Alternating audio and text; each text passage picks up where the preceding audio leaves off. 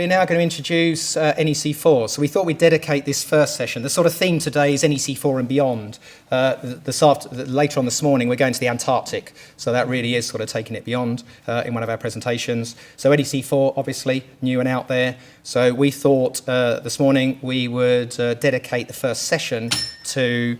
sorry, that's the bell. We dedicate the first session to looking at what is new in NEC4. Very quick show of hands from the audience. Can you just raise your hand if you've either issued an NEC4 contract yet or received an NEC4 contract tender? Just raise your hand if you have. Okay, so a few, but still not lots, and it's a year on, and still not lots have come out. It will be. Lots of existing contracts are still obviously based on current NEC3, so they're not just going to migrate over, but I think the next 6 months we really will start to see more and more NEC4 contracts coming out. And I think it's almost kind of a no-brainer, really. If someone offers you a new iPhone, other phones are available, I believe, but if you are offered a new phone and there's some new features on it, or you can have an older one, then you're generally going to go for the new one with the new features. And I think that's very much the case for NEC4. We're here today this morning about some of the changes, and okay, there might be the odd change that you don't like as a client. Well, you've always got the option of Z clauses. I'm not recommending that. I don't think there's anything in NEC4 I've seen particularly. There might be one or two things that are a bit of a question mark, and we're going to debate those today.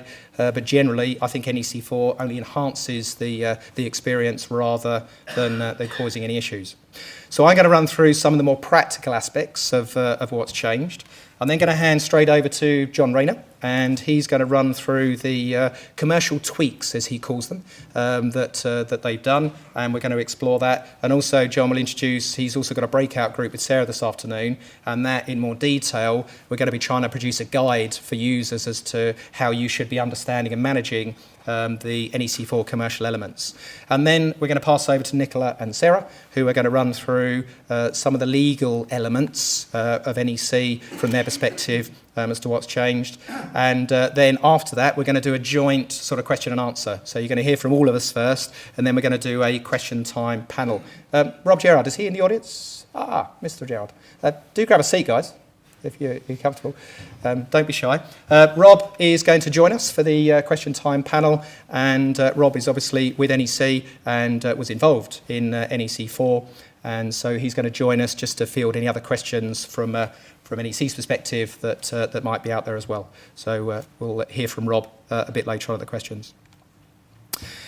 So let's look at some of the practical aspects. Just to introduce a couple of documents that might be useful for you, and in particular these are free documents. So on my website, the GMH Planning website, I've got some NEC4 downloads that are free to download, and I've gone through NEC4 clause by clause and looked at the changes that have been made. So I've done this for the ECC, the ECS, all of the contracts you can see there, all of the main ones. And within each guide, it's colour-coded. So what I've done is just list the changes that have been made. So anything in green is a new NEC4 clause. Anything in red is what I perceive to be a point of clarity.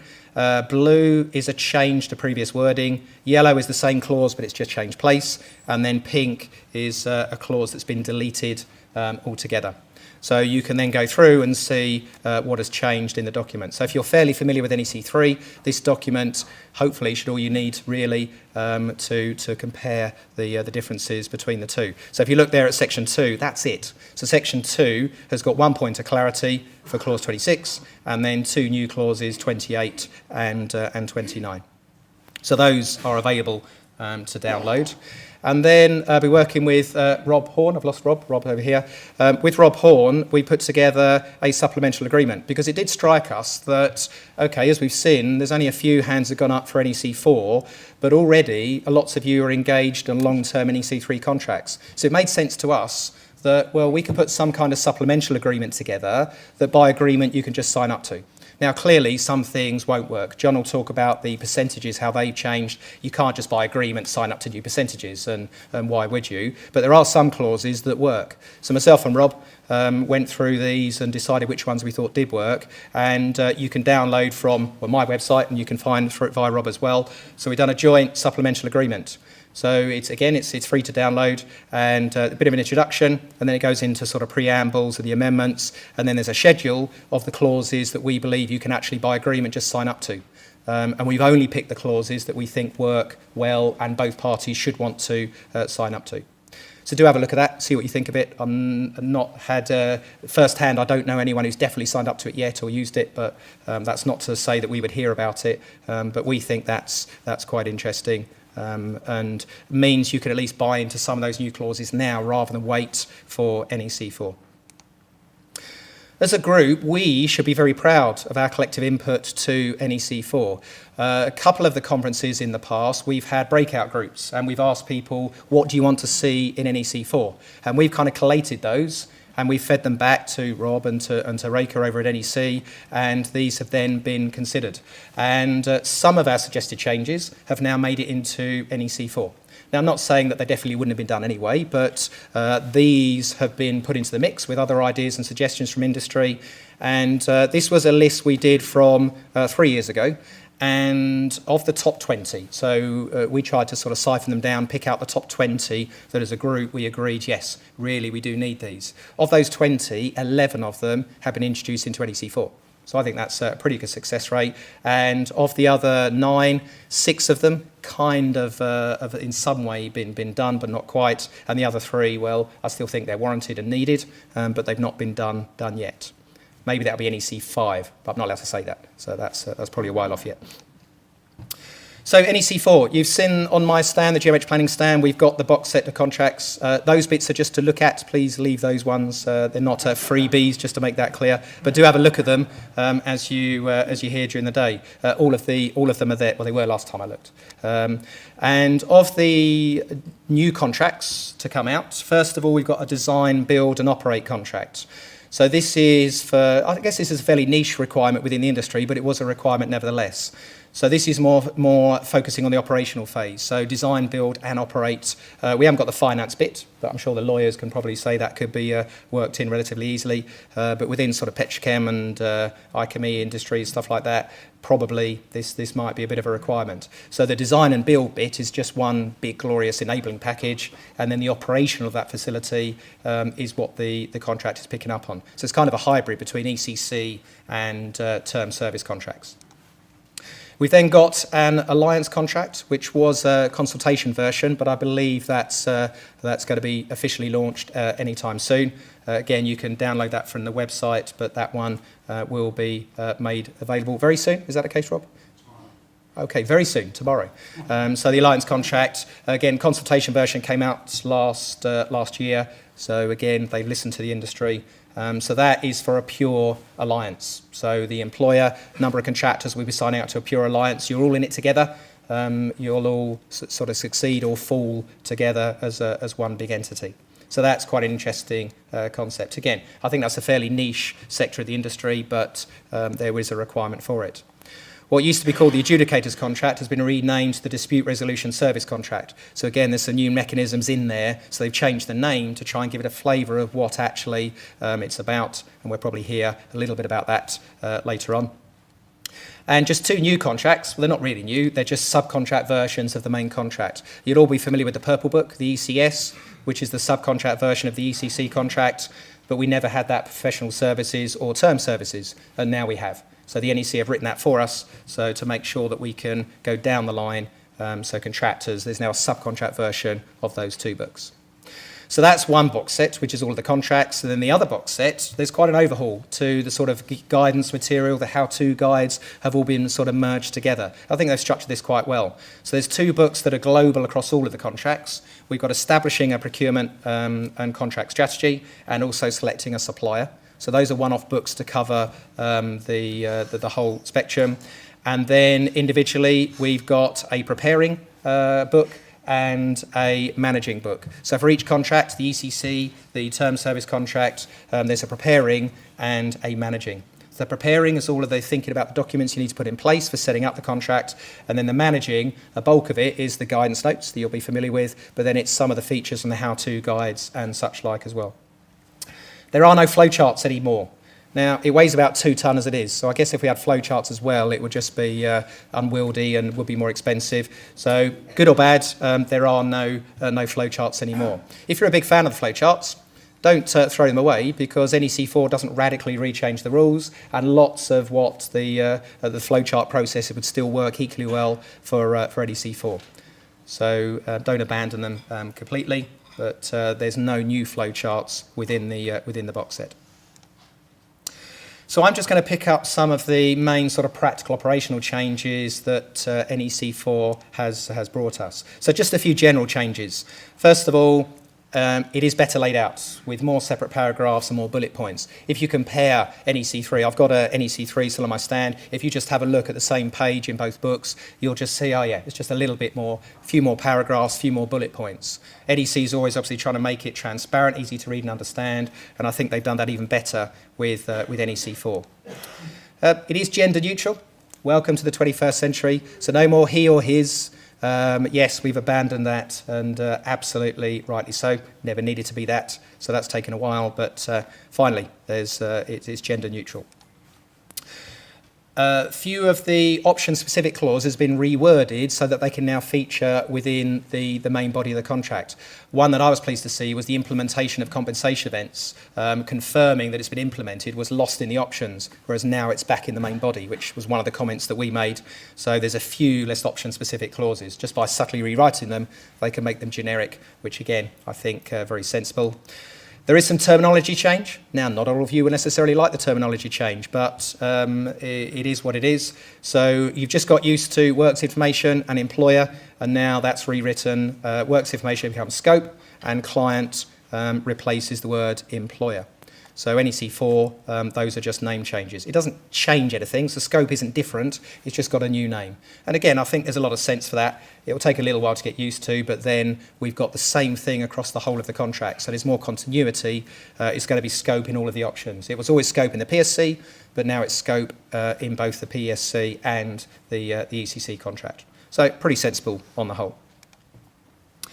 Just picking out some of the main elements in the sort of first few sections of the contract. Communication, just a couple of enhancements, but some quite nice welcome enhancements. So 13.2 states that if the scope confirms the use of the contract administration tool, the data communication has effect when entered into that system. So I think, again, it's just recognising, bringing us into the 21st century. Lots of us are using these online tools for managing the flow of communication, and why wouldn't you? They're generally very good systems, very useful, provides that audit trail. So it just emphasises that, yes, we're using an administration tool on the project, so it prompts people to think about that, and confirms that when it's in that system, that is the date that it has been communicated. So we don't have to worry about postal addresses so much anymore, but there is still that option. 13.4 is what I would call a point of clarity, but it's new wording that was absolutely needed. 13.4, if you remember ECC contract, NEC3 version used to say that if the project manager is not accepting something, they need to state the reasons why they're not accepting. Now, actually, that sounds fine, doesn't it? Until you see the NEC4 version that now says if the project manager is not accepting, they need to state the reasons why they're not accepting, comma, in sufficient detail that will allow the contractor to correct the submission.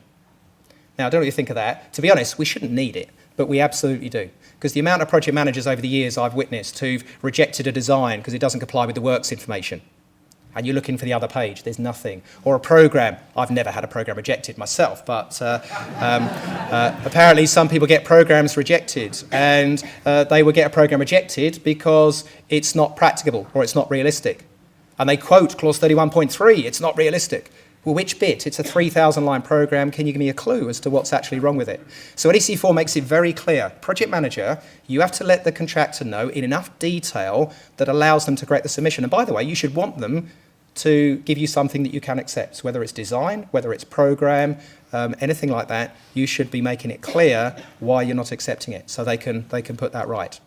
Unsurprisingly, that's one of the ones we put in our supplemental agreement, that you should both be willing to sign up to that clause.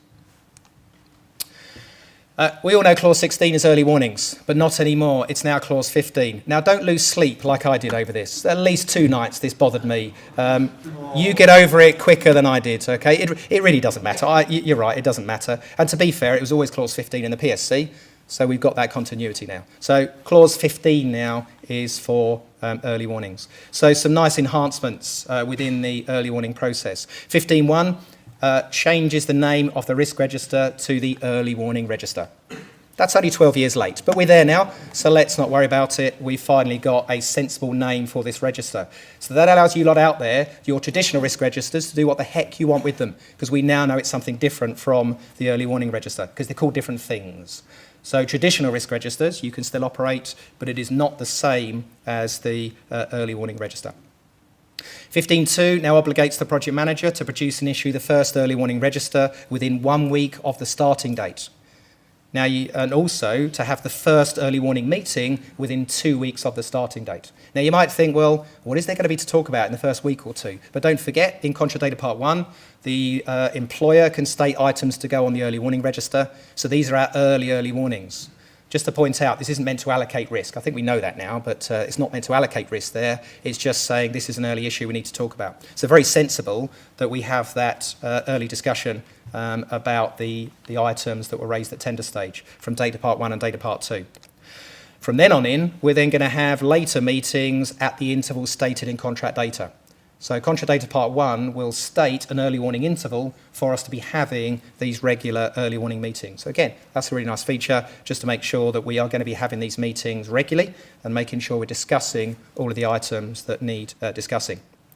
15.2 states the subcontractor can attend if it would assist to decide the actions to be taken. Again, it's just making sure, well, you might have known you could do this, but you can. Bring a subby. If they can help the decision process, take them along, that will add value. 15.3, extra emphasis on the early warning meeting to review previous actions and decide if different actions should be taken. Again, just a nice subtlety to make sure you should be regularly reviewing the previous actions. And 15.4, there's an obligation on the project manager to reissue the early warning register within 1 week of the meeting, as opposed to 5 minutes before the next meeting because they've forgotten to issue it since the last one. So again, that's just encouraging the project manager to be doing what they should be doing.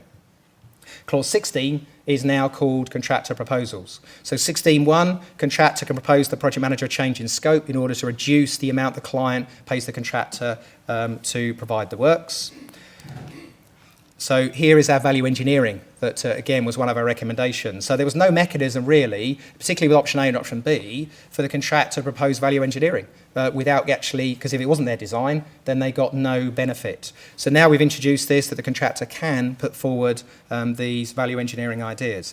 Within 4 weeks, the project manager either accepts the proposal and issues the instruction or rejects the proposal. And the way that then carries forward for options A and B, there's going to be, within the contract data, there will be a value engineering percentage included within contract data. So that confirms of the value engineering ideas the contractor puts forward, what their share percentage will be. Now, clients, be very careful that you get this right way round, because it talks about the value engineering percentage. This is the value of the total of the prices that will be reduced by. So if you're on a 50-50, I don't think it matters. But if you're on a 70-30 split, where you as a client, obviously you want the 70, obviously, if you put the value engineering ratio as 30% for the contractor's share, that reduces the total by 30%. So actually it could be round the wrong way. So we just need to be careful that you're setting it at the right level.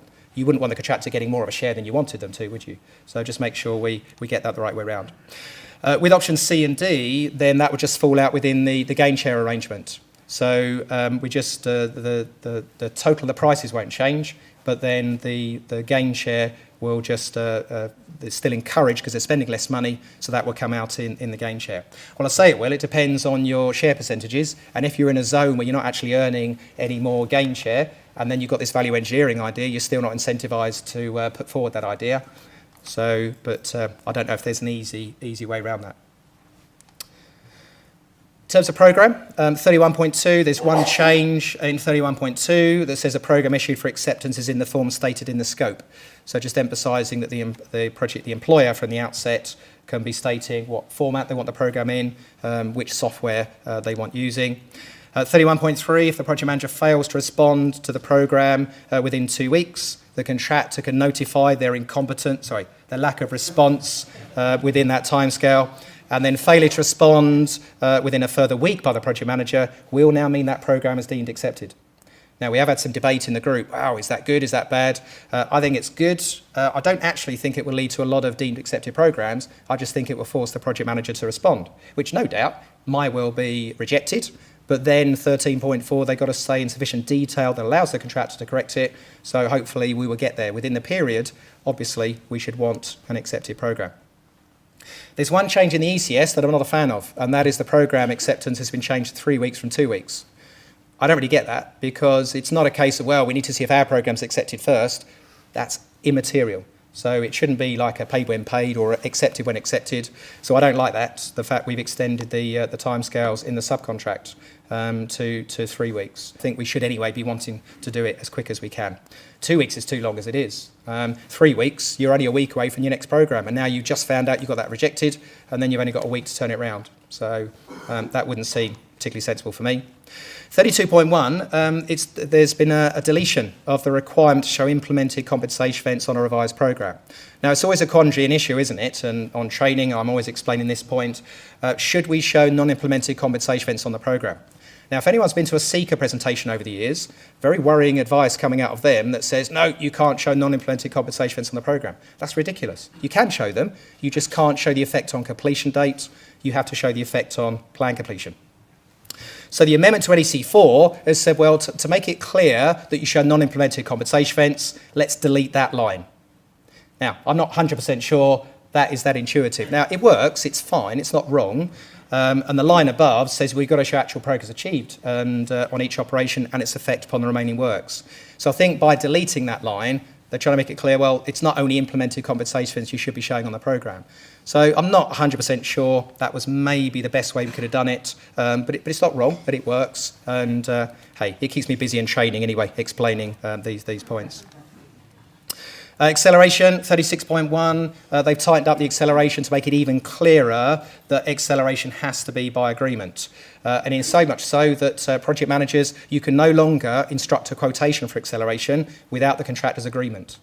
So before you could issue an instruction for a quote, and then you then had to accept it or not, but now you can't even instruct the quote. The quote has to be by their agreement as well. Either party can propose it. So it's emphasising now contractor could offer, would you like us to accelerate? Would you like a quote for that? Oh, I hadn't thought of that. Yeah, we'll give us a quote. I'll have a look and we'll decide. So it prompts both parties to doing it, and only the quote is provided if both parties are in agreement that yes, it is viable and they want to do it.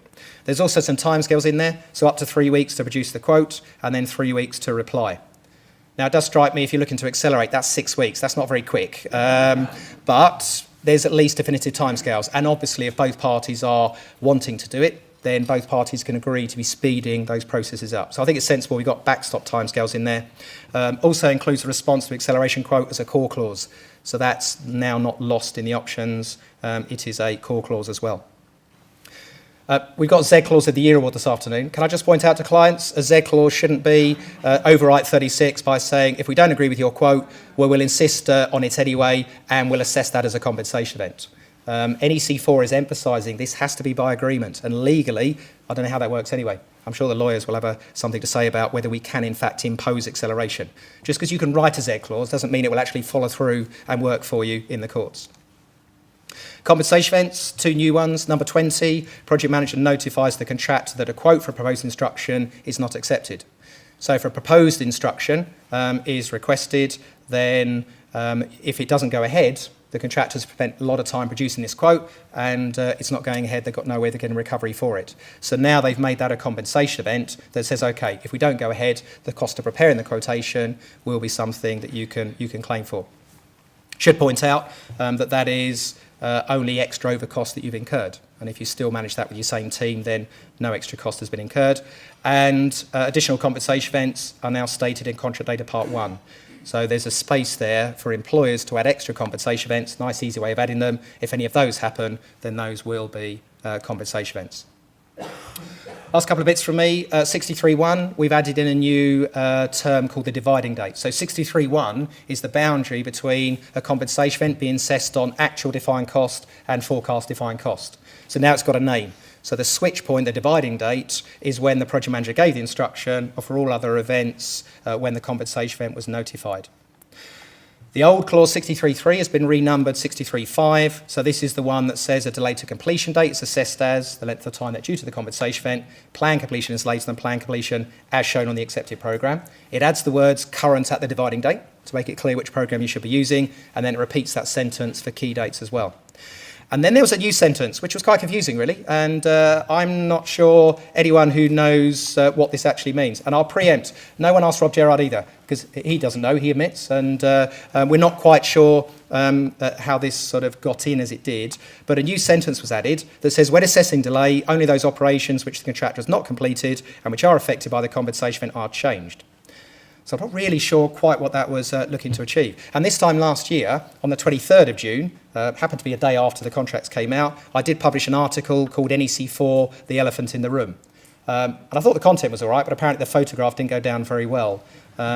Because there's one issue that they hadn't addressed, and this was which program do you use when you're assessing a compensation event, and should you be taking into account progress and other things. So that article very much praised NEC4. Fantastic job, great, NEC4's here, lots of great stuff, but there's this big issue that you still haven't solved that we need answering as an industry.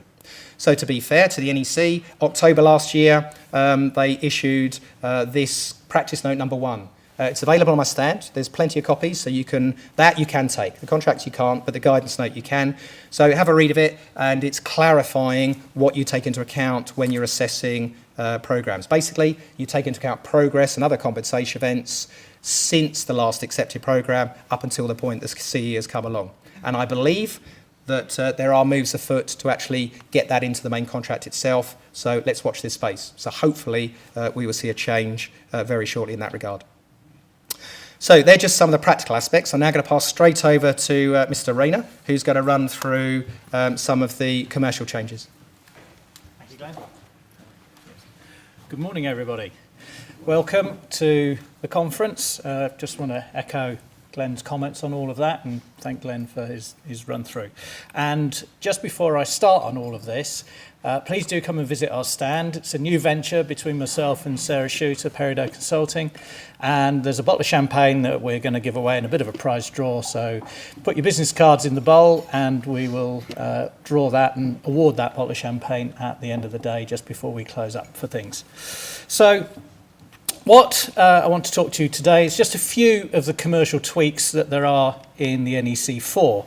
There are things that change the commercial landscape, and they are changes to the rules, I suppose, things that amend how we assess things, and also changes to the processes. So we've got some new clauses within the contract, a final assessment, defined cost assessment. So I'll take you through some of those, and these are just some observations that I've got about the contract and about those changes. They're not everything that's in there. There's quite a few things in there which I've deliberately missed out, but these are some of the things that I think are a little bit more interesting. So schedule of cost components, and in particular, there are quite a few changes to the schedule of cost components, both the long form and the short form. In terms of headlines, we've got a name change from the shorter schedule of cost components to the short schedule of cost components. Not sure why that was made, but it's in there, so we can see all of that. We also have a new section 4 for subcontractors in both the long and the short form. Professional services contract includes for the schedule of cost components too. We'll talk about that a bit later. We now have a single fee percentage again. So those of you that may have used NEC2 would have been used to a single fee percentage. It got split in NEC3, and now in NEC4 we're back again to that. But there's also been some changes on how we recover costs on our subcontractors, so we'll talk about that. We've got removal of most of the percentages within the contract data and schedule cost components. So the working area overhead has gone, the percentage for people overhead has gone, the percentages for manufacturing, fabrication and design off-site has gone. There's also a removal of the restriction for people for their recovery of costs when they're outside the working areas. It's a narrow restriction removal, and we'll cover that. And we've got a people rates provision within the short schedule of cost components. So they're sort of recognising basically what we all do in any event is agree rates for people. Also, they've also removed the the opportunity to use the short schedule of cost components with main options C and E. So it's only the full schedule, as I'll call it. So I'm going to have a look now at some of those tweaks individually. So I don't know whether you can make out those. Yes, just about. So if we have a look at people, so what are we recovering? We're looking at the cost of people that are whose normal place of work is within the working areas, and those people that are not normally in the working areas but paid for whilst they are in the working areas. So a little bit of a tweak there, proportionate to the time spent in the working areas. Nice bit of clarification there, I think, in terms of how much time should be allowed. And also, if we then look following on to item 11 there, so we get paid wages, salaries, and amounts paid by the contractor whilst they're working on the contract. So this covers that sort of thorny issue. You might be full-time on the contract, but if you go to visit, say, a supplier, a manufacturer, because you need to check the quality of their work or do some testing, and you're not in the working areas at that point, you didn't get covered that cost, which seemed a bit unreasonable. So that's clarified that. That's all working nicely. I think that's a much better way of doing it. So, and we'll come on to section 12 on the next slide. But for me, some nice bits of clarity there. Makes it easier to understand what it is you're recovering, and also what is or isn't perhaps a disallowed cost. And I think it's a bit of a fairer position for the contractor where people may not be in the working areas. If we then have a look at items 13 and 14, so this is the full schedule of cost components, and we've got this addition to how much we are going to be paying, which is in accordance with the employee's employment contract. Nice bit of clarity. It does make sure that as a client, I know exactly what I'm going to be paying for. And any sort of additional costs that a contractor may want to pay as people, if they're not in terms with the employment contract, well, that is down to the contractor's decision rather than the employer's. Also, if we have a look at that section I, we've got a change there, contributions, levies or taxes imposed by the law, as opposed to the NEC4 version, which is meeting the requirements of the law.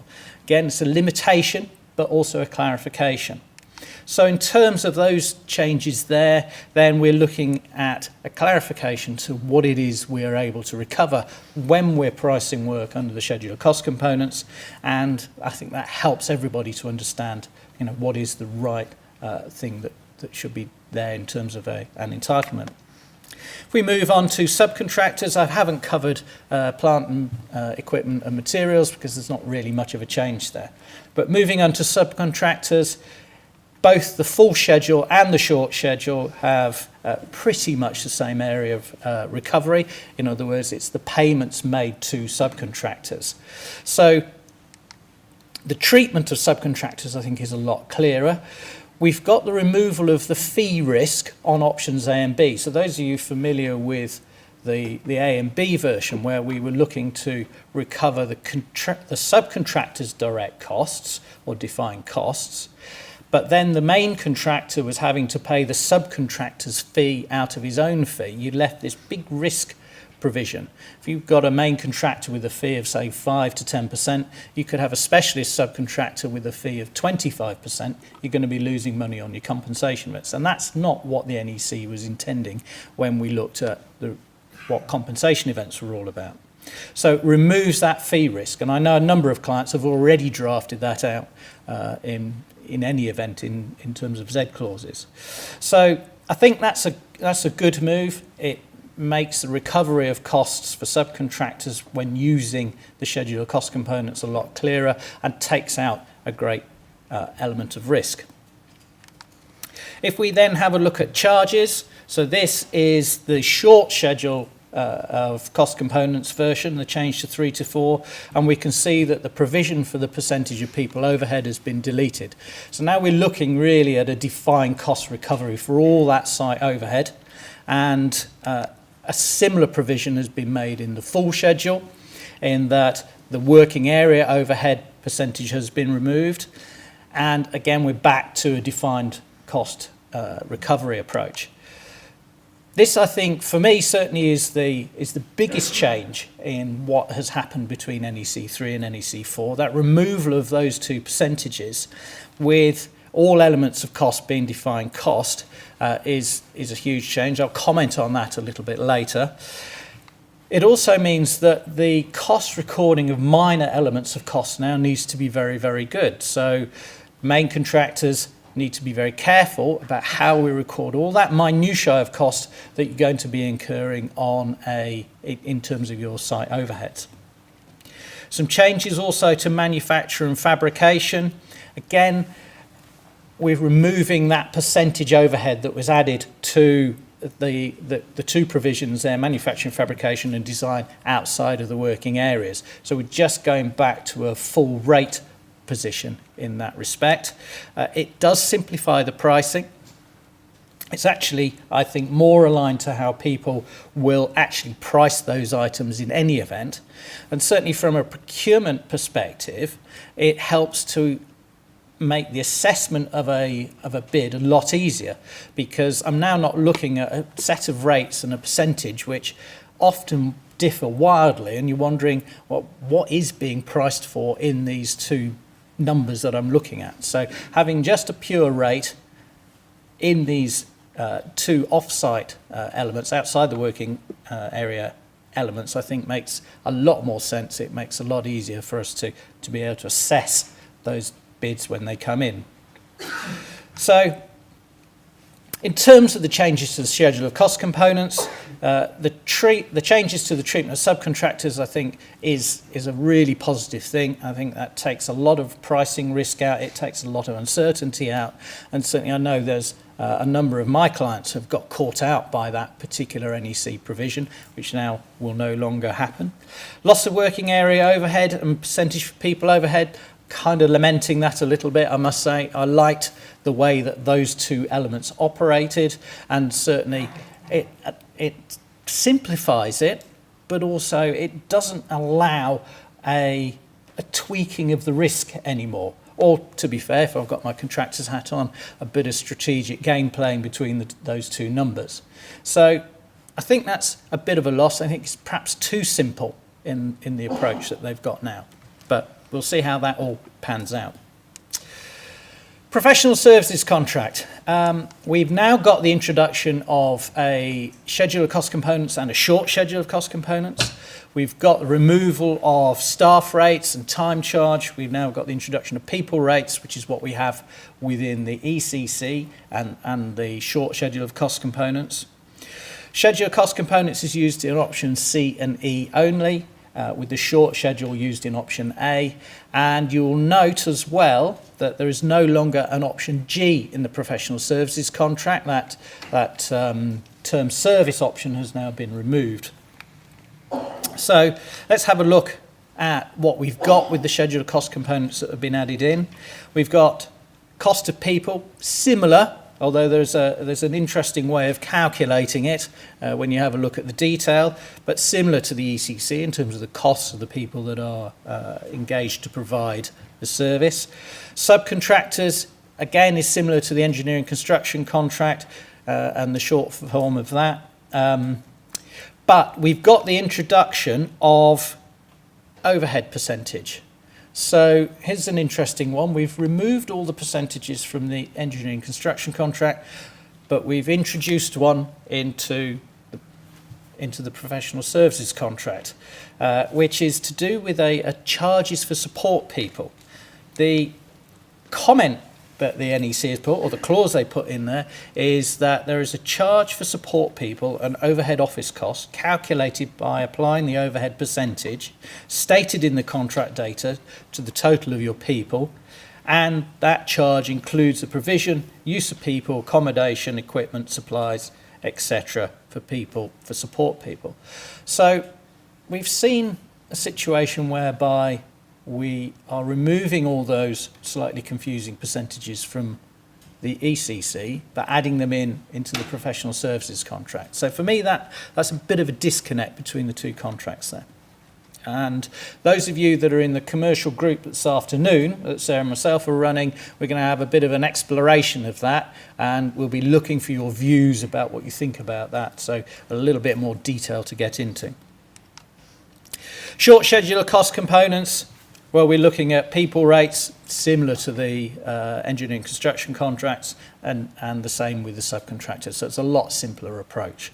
But that's going to be a new one when we start using the PSC to see how the consultant industry tends to deal with that, or proposes to deal with that, given that mostly you're always looking at a time charge based approach. So there's some significant changes of thinking that are going to be needed within these contracts for consultants when they're under NEC4.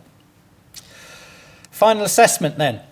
So this is a new clause that comes into the contract, and clause 53.1 says the project manager has to make a final assessment of the amount due 4 weeks after the defect certificate or 13 weeks after the termination certificate has been given, with the final payment being made 3 weeks thereafter, or whatever the agreed payment terms are within the contract.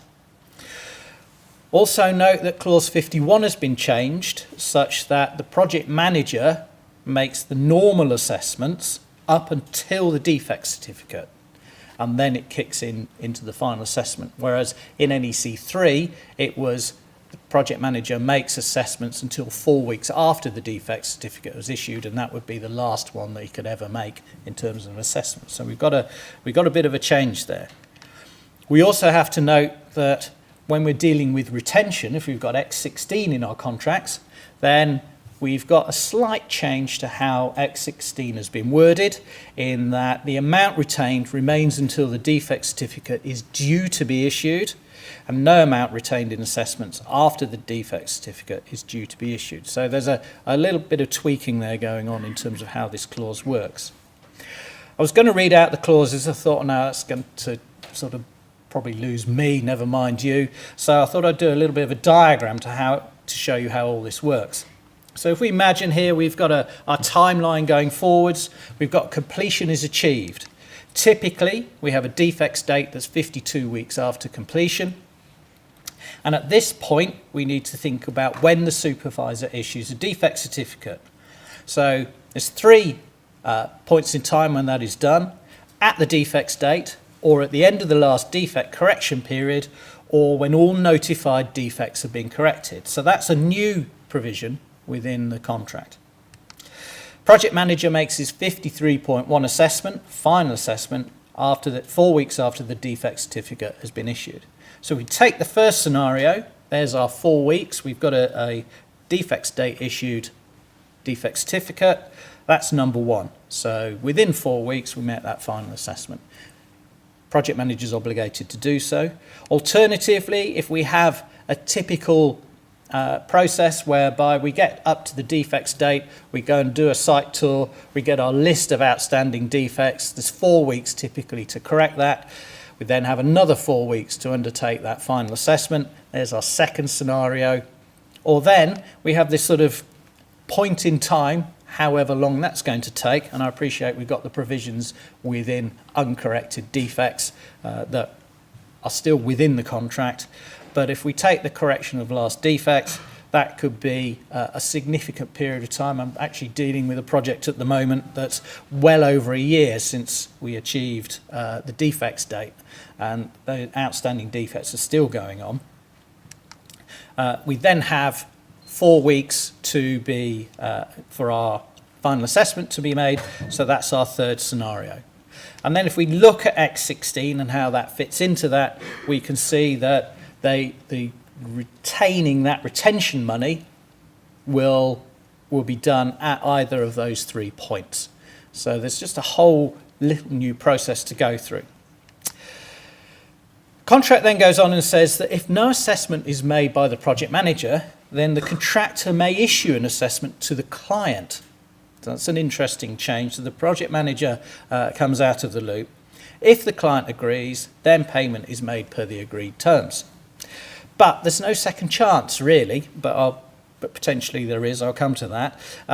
PM makes an assessment. If the contractor disagrees, effectively we're looking at a dispute. And ditto the other way around. If the contractor has to make an assessment because the PM's failed to do so, and if the client disagrees, then you're using those sort of option W disputes.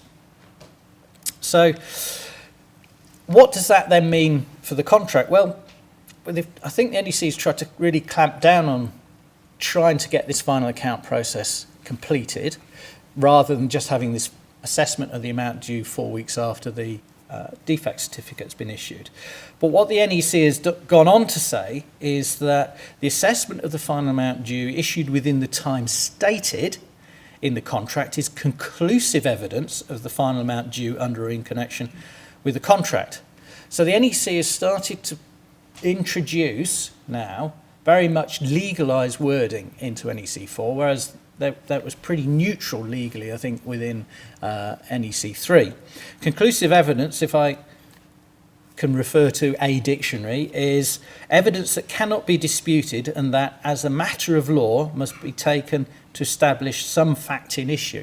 Now, I'm very conscious that there are a number of lawyers in the room, so I'm not going to comment too much on that, because they're much better qualified than me to do so. But if we look then at the follow-on clauses, that says the assessment of the final amount due is changed to include any agreement reached between the parties, so pretty much your standard final account position when you're trying to negotiate something, or a decision of the adjudicator or dispute avoidance board. Is that a bit of a get out of jail free card from this particular process? Yes, I think so. What will it mean for a dispute if the final assessment is issued within the time stated and it becomes conclusive evidence? That assessment may not in itself be conclusive, but it's deemed now to be conclusive evidence.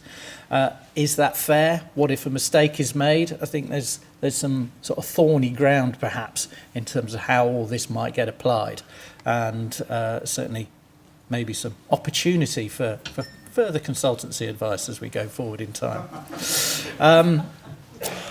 Then we come to progressive assessment of defined cost. This is another new process within the contract, and one which I think it certainly has its feet very firmly in a sensible thing to do.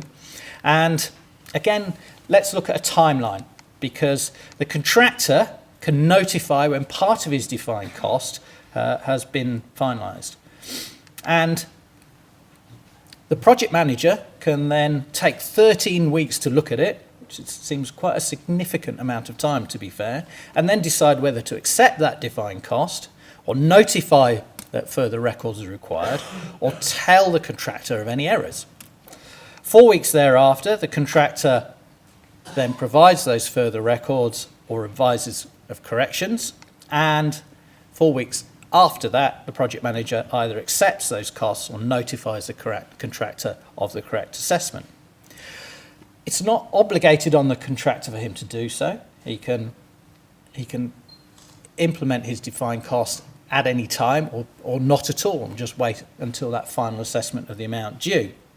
But there is one clause that has now been added in. It says if the project manager does not notify a decision on that part of the defined cost within the time stated, the contractor's assessment is treated as correct. Okay, you think, well, all right, PM's not doing their job, so therefore the contractor must have put in the right amount of money. I think the intention is good. I think it's good to try and progressively sort out all those costs. I do think that the final part of the clause will be always Z'd out if you're a client. But another query is that we have other deemed acceptance processes, particularly for the programme as it's now in, and also within the compensation event process.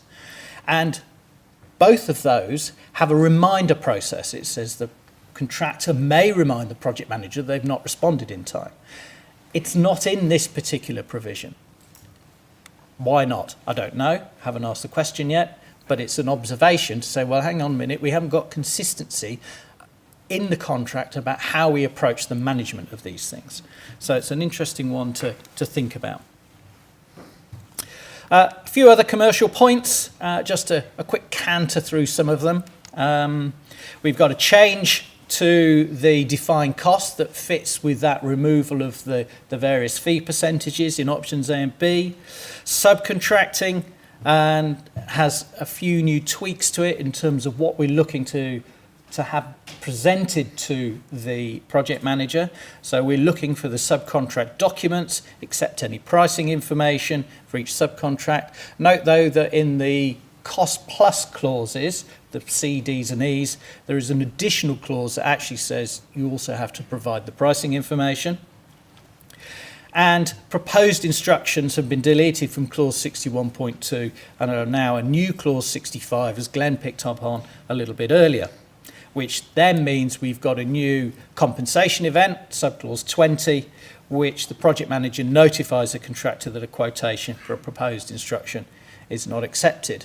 My recent experience is that these proposed instructions have incurred quite a lot of design time, because you can't get a price until you've done the design. So it's not fair that you have to spend a lot of time trying to come up with an alternative proposal, have all that design done for it only to be rejected. So I think the NEC has done a good thing there.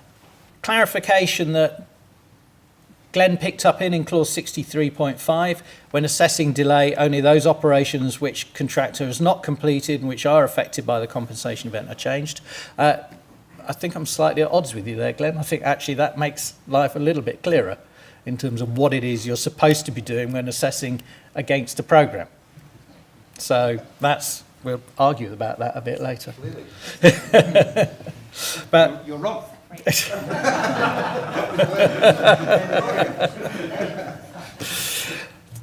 of course I'm wrong. Glenn, always getting your plans accepted is... Sorry, no. Okay. And then implementing CEs, clause 66. So we've changed the clause number. I think this is a good change. You know, it's much clearer as what it is you're doing when you're implementing a CE, i.e. you're changing the contract commercially, nothing to do with physically implementing that compensation event. And then that 66.3, assessment of an implemented compensation event, is not revised except as stated in these conditions of contract, taking out all that confusion as to what was an assumption, what was a forecast, etc., etc. So some good changes there. A couple of new X option clauses that I mentioned first thing. First of all, whole life costs, so an X21. So the contractor can propose a change to the scope to reduce the operation and maintenance costs of the asset. It's not a compensation event. So this is a negotiation between the contractor and the client to say, look, hang on a minute, if I do this now, it's going to cost you more money, but it's going to make life a lot cheaper for you in the long term. So that's a good addition to the provisions of the contract. Annex 22, early contractor involvement, which is only used with C and E, which provides for a two-stage process. So it's a design fixing process, do the design, come to a price, and then the contractor is only allowed to proceed to stage 2 of the build following a notice from the project manager. And if the parties can't agree that the stage 2 element, then the client may appoint another contractor to undertake the build work. And the contractor then is incentivised on the budget for the project as opposed to a sort of pain gain arrangement. So we're looking at coming on board. A lot of that happens outside in industry. I'm working on a project at the moment, quite a large project, where we've got a number of projects going on within the same area, and we're all about the overall budget. As opposed to the individual costs of the elements of the work. So we're working quite hard to bring everything in budget. So that's quite a good option. So my conclusions then to all of that, good in parts, I think, some of these commercial tweaks. Yes to the greater clarity that's been introduced into the scheduler cost components, like those two new X options, allows us to really sort of mirror what a lot of people are trying to do in any event with the ECC, and some of the changes to the CE process I think they help to clarify what we're doing.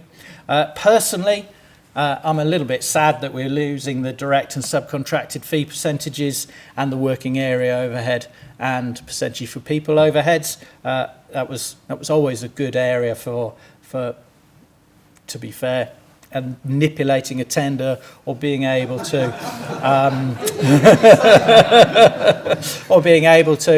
balance the risk more effectively, let's put it that way.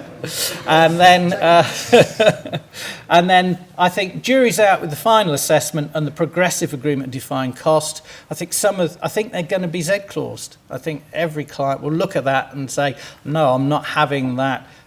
Very much it's this, and then it's the contractor's assessment. So I think you're going to find some changes in there that won't be accepted by clients that are really aware of perhaps A, the risk that they're taking on board, but B, perhaps they're not certain about the capability of their project managers as well within that financial arena. So thank you very much for listening. Always happy to talk about all those various bits and pieces. And now I'll hand over to Nicola and Sarah to take us through their part of this discussion.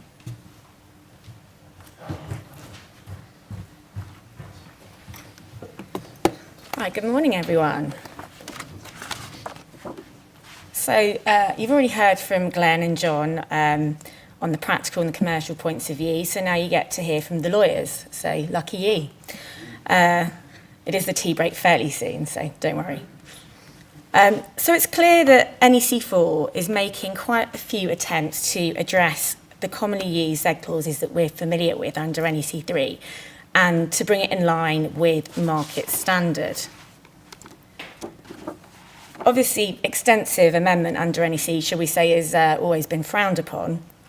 And so those changes that NEC4 have made have clearly sought to reduce the number of Z clauses under NEC4. And we've already heard about some of the significant changes included, such as in relation to programme, final assessments and closing out defined cost, and the progressive assessments that John's just described. So I'm going to spend the next session just looking at some other changes and focusing only on the ECC contract, because that's all we've really got time for today.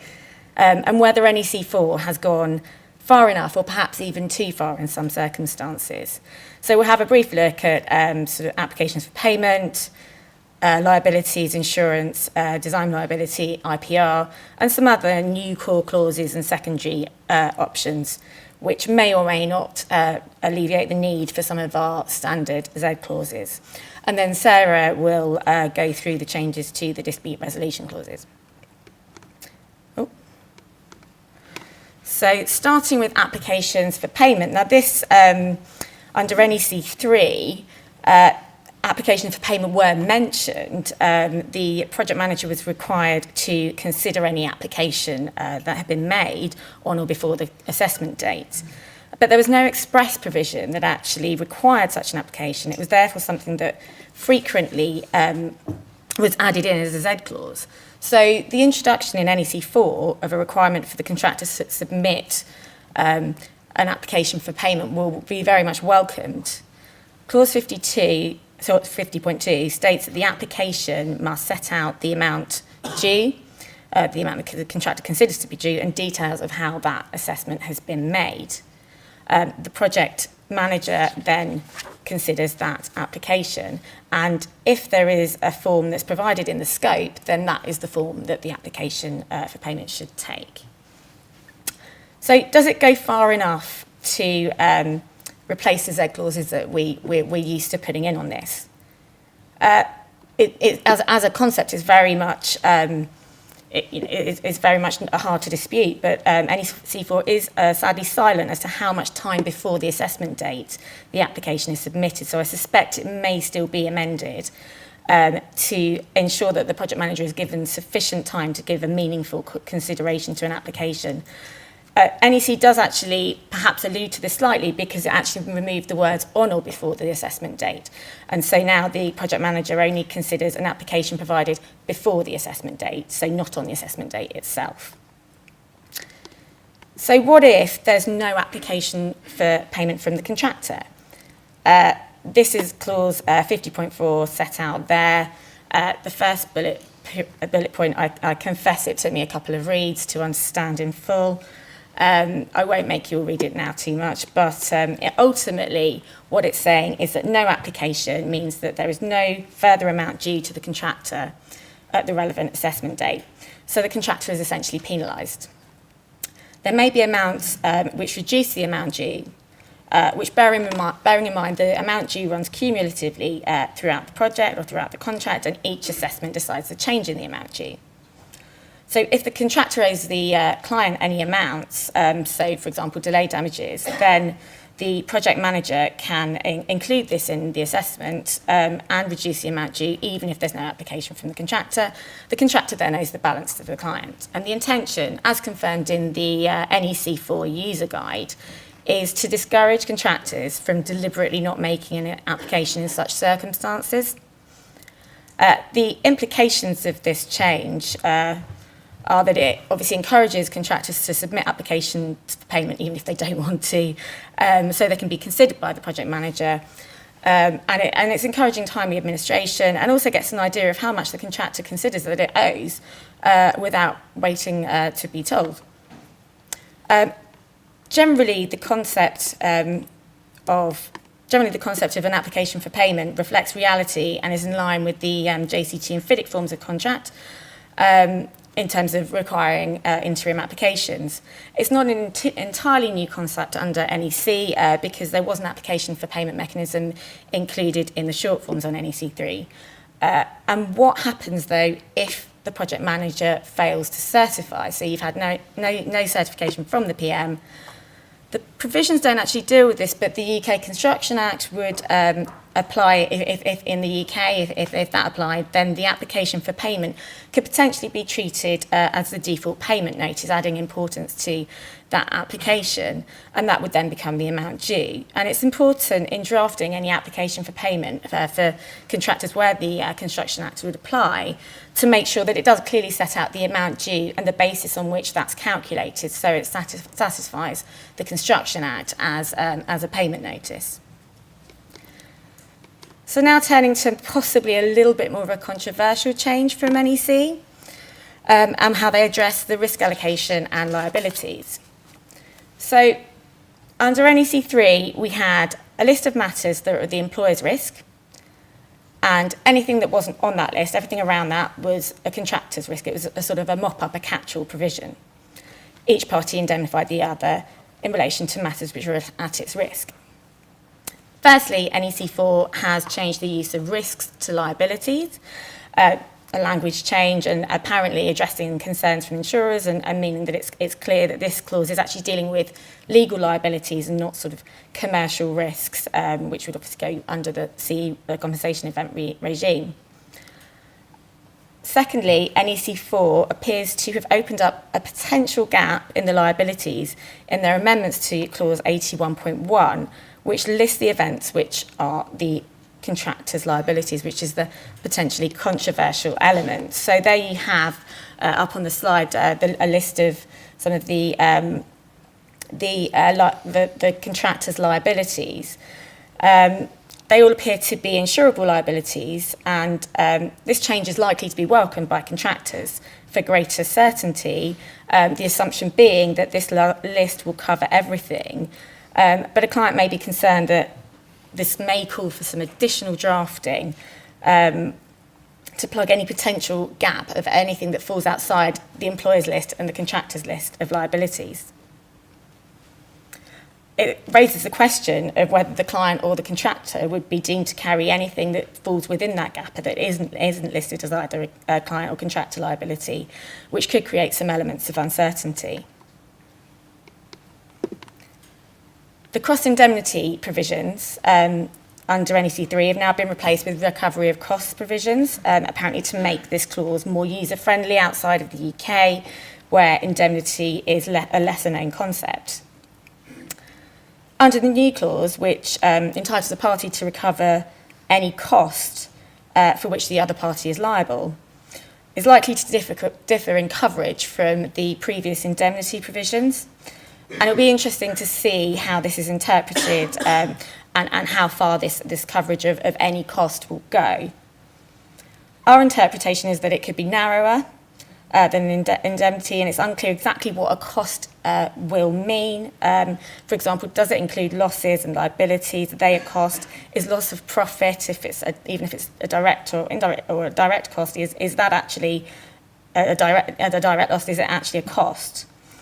It also refers to the cost which the other party will pay, which again may be difficult to prove and therefore slightly uncertain, although it does bring it slightly more in line with the market generally. In terms of actual insurance obligations, so we're still on section 8 of the NEC4, the insurance obligations are actually largely unchanged, other than an express obligation on the client to provide insurances as stated in the contract data, which reflects general practice anyway. The strength of the insurer's commercial position is a factor to be considered by the project manager in clauses 84.1 and 86.1 when accepting insurance certificates. Under NEC3, it simply stated that a reason for not accepting the certificates was that they did not comply with the contract. So this here does actually seem a lot clearer. And finally, a professional indemnity insurance provision is actually included where X15 is selected, which is a very common Z clause that we would insert. And then the waiver of subrogation clause 84.2 has now been extended to expressly cover the parties rather than just the employees and directors, which it previously said under NEC3. And this is presumably in light of the issues that were raised in the SSE Generation Hockteeth decision, where it was held that insurers had the right to pursue a joint insured. Now going to design and intellectual property rights. There haven't really been hugely substantive changes to the contractor's design obligations, and NEC4 has sought to include more intellectual property provisions, which are a really common Z clause topic that we often see. But it's taken a slightly unusual step of seemingly sort of scattering them across some of the clauses within the NEC4. So at 22.1, we already had the right for the client to use and copy the contractor's design. It now includes a new obligation that the contractor also obtains the equivalent rights from subcontractors for the client to use the subcontractor's material, which arguably the contractor should have been doing anyway. The drafting stops short of the usual license requirements that we would expect to see in our Z clauses. At 74.1, this is a new provision stating that the contractor has the right to use the material provided by the client, but only to provide the works, and the contractor may make this right available to a subcontractor. So that's the client's material. And then at X9, we have a new secondary option, which is dedicated to the transfer of rights and provides for the transfer of the contractor's rights over design materials to the client, with any extensions and carve-outs to that basic position to be set out in the scope. The contractor is also obliged to arrange equivalent transfer of rights from subcontractors, which goes further than the licence at 22.1 and is generally more in keeping, or something we see more in the international markets.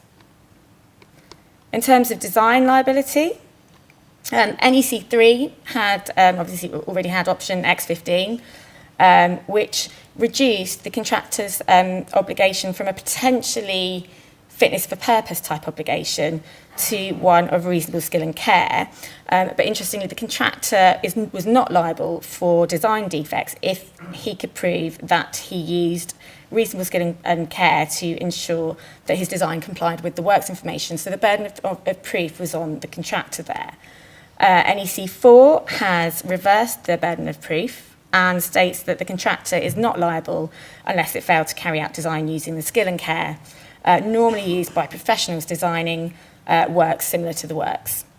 NEC says this is a more accepted standard, and it does seem to be a fairer approach and more in line with market standards. The slightly generic use of the term professionals is somewhere we could see that there could be some Z clauses as contractors may or employers may wish to amend it to be more appropriate to the project? Does it mean architects? Is it a design and build contractor, for example? The wording of that standard will also need to be checked with the contractors' PI insurers as well. So the revamped X15 in NEC4 doesn't just alter the standard, it's also got some new clauses in. So at X15.3, we have another IPR provision entitling the contractor to use the material it provided under the contract for other projects unless the scope states otherwise or ownership has been given to the client. There's a new obligation for the contractor to retain documents for the period of retention, which is similar to Z clauses we often have seen relating to minimum record and audit right provisions. And obviously, as we've already mentioned, the professional indemnity insurance obligation at X15.5. So has it gone far enough, X15, the amendments that have come in with NEC4? I think they will be very welcome changes, but perhaps for a lot of design and build projects, there's still a way to go, and likely to be Z clauses to deal with things like single point design responsibility, innovation of designers, those kind of things. One of the criticisms of NEC3 was that the design responsibilities are set out in the works information. This is still the case. On the IPR provisions, they're not necessarily written in particularly well recognised language, particularly not for the UK market. So they're unlikely to satisfy a client or even a contractor's requirements on complex design and build projects with the omission of provisions and things like that, not dealing with things like the right to grant sub-licenses, for example. So I've just set out a few of the other core clauses that real staples that we would put in as Z clauses. Corrupt acts, so bribery and corruption clause with linked termination rights have been a common Z clause amendment, obviously required by law. And NEC4 now gives us a generalised definition of corrupt acts. It doesn't link to any particular jurisdiction, so it doesn't actually specifically mention the UK Bribery Act. Clause 28, assignment. This new assignment clause actually, I think this is one where there would be Z clauses. This is slightly controversial, which I didn't think was that possible for an assignment clause, but it seeks to fill the gap that previously was in NEC3 by not having one at all, but clients are likely to want clear restrictions on the contractor's right to assign in terms of who they can assign to, if at all, and restrictions on the number of assignments rather than allowing them to assign freely as it currently does. And clients might be a little bit uneasy with being the qualification on their right to assign to someone who does not intend to act in a spirit of mutual trust and cooperation. The operation of that restriction is something that we see could be quite hard to operate. How do you prove that the intentions of the proposed party and actually what happens if the client unintentionally and unknowingly assigns to a party that had such bad intentions? Disclosure, again, this is another welcome change actually, something we often put in. So neither party can disclose information obtained in connection with works except when necessary to carry out their duties. This is actually a bit more limited than we were expecting compared to the Z clauses we would usually see. And as a minimum, we would have expected it to include, sort of perhaps clarify the categories of information and exclusions which would apply. I've just got a few secondary option clauses that I won't go through in too much detail because actually I think John's been through some of them. Just to note really a few changes to X4, the parent company guarantee. It now has to come from the ultimate holding company as a default, although the contractor may suggest a suitable intermediate parent. There's also you can also call for a retention bond rather than a retention amount under X16. X8 collateral warranties or undertakings from others, as it actually is called. The details are to be completed in the contract data. There's a timescale for the warranties to be completed within 3 weeks. But there's no sanction if that doesn't happen. We would often see something like withholding of the amount due. And there's also no form of undertaking or collateral warranty, which the parties will still need to agree. Termination at will is no longer, interestingly, a default position. It's no longer in Section 9 or Clause 91, and it has its own special secondary option clause.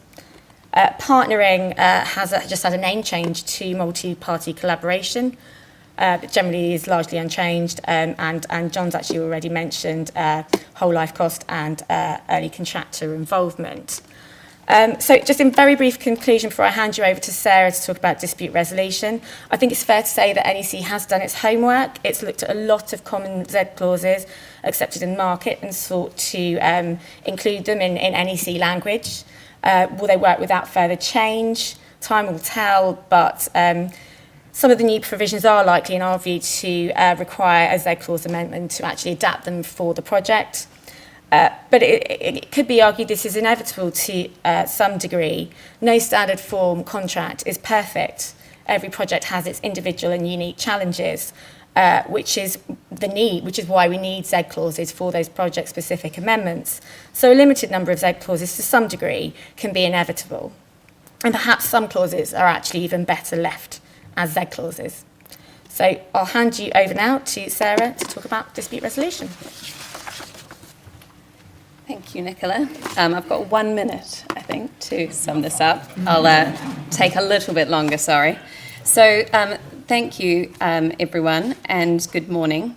We're now going to be discussing the dispute resolution procedures of the NEC4 ECC, which include option W1, W2, and the new option W3. It is worth noting that this section of the contract is now titled Resolving and Avoiding Disputes, to reflect NEC's continued focus on dispute avoidance. I will briefly be discussing the main changes within these procedures, which are the escalation and negotiation step, now included in option W1 and W2, and the new option W3, which includes a dispute avoidance board. So my colleague helpfully suggested a diagram for today, which I think was a good idea. So if you take away nothing else from my small section, please take away this. So this here shows the tiered approach to dispute resolution. And as you may know, under NEC3, the contracts required adjudication as the first formal stage of dispute resolution before being referred to a tribunal. Options W1 and W2 now include a senior representatives process prior to this. And as you can see there, under option W1, that process is mandatory. Under option W2, though, it is consensual. And as some of you will know, that is so as to not interfere with the party's right to adjudicate at any time under Section 108 of the Construction Act. So the key issues, I think, for parties using option W2, which I'm sure is the option many of you in the room use, is whether you agree to taking part in this consensual step. And I think it is certainly arguable that to do so is in keeping with the obligation to act in a spirit of mutual trust and cooperation under Clause 10 of the contract.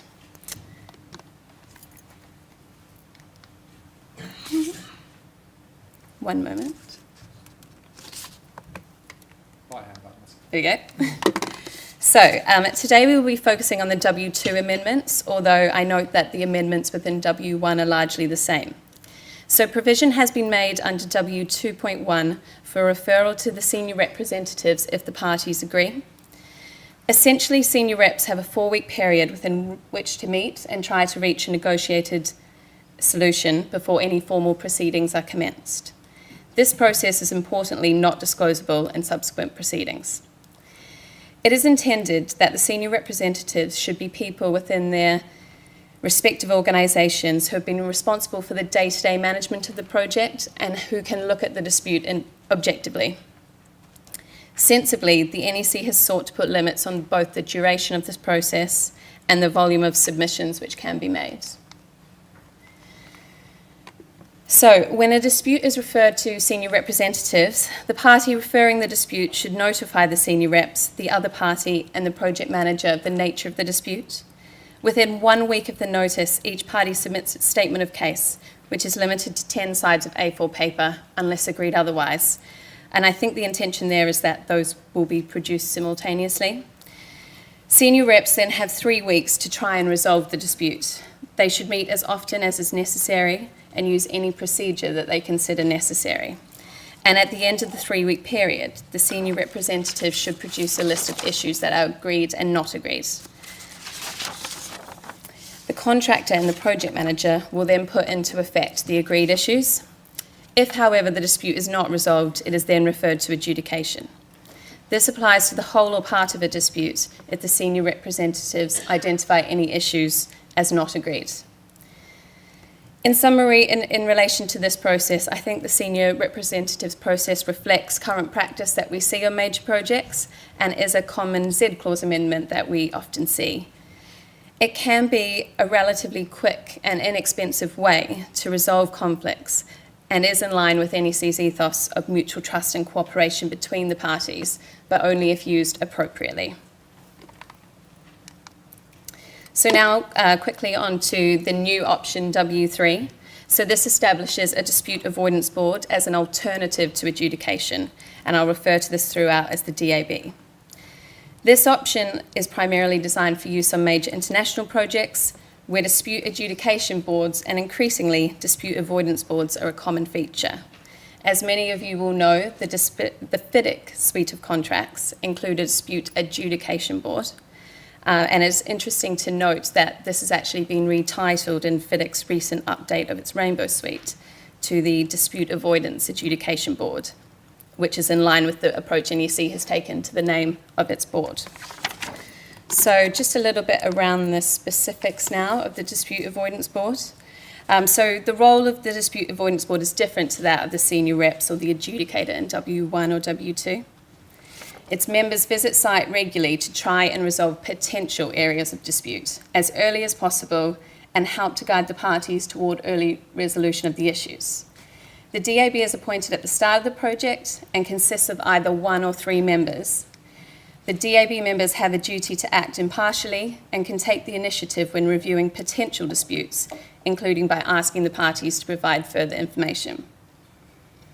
Clause W3.2 entitles the DAB to deal with potential disputes only.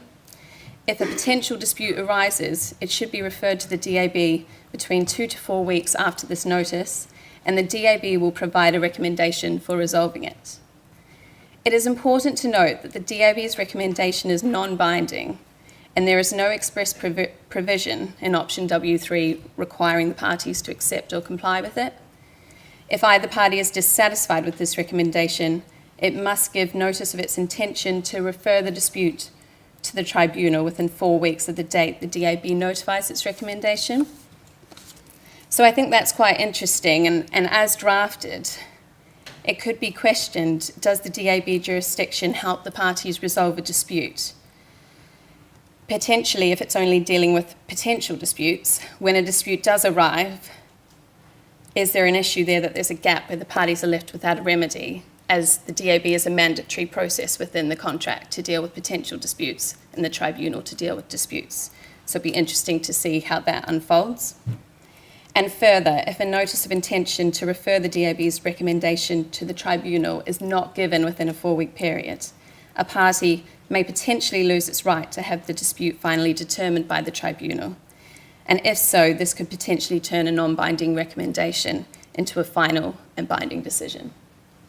So just a few points on those new provisions there. And to summarise, I think NEC4 does include some significant updates, which are in line with the spirit of the Contract Act with mutual trust and cooperation. However, it'll be interesting to see how the senior reps process works in practice in the UK, whether it's used appropriately, and also whether option W3 has enough teeth to be adopted internationally going forward. Thank you.